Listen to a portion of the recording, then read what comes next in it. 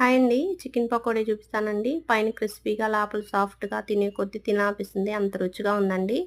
Half kilo chicken తీసుకున్నాను. శుభ్రంగా clean చేసేసుకొని పావు స్పూన్ పసుపు, ఒక 1.5 స్పూను కారము, అలాగే అల్లం వెల్లుల్లి పేస్ట్ ఒక టేబుల్ స్పూన్ నిండా, గరం మసాలా పొడి ఒక అర స్పూను, జీలకర్ర పొడి ఒక అర స్పూను, లెమన్ అండి ఒక హాఫ్ లెమను జ్యూస్ పిండేసుకోండి.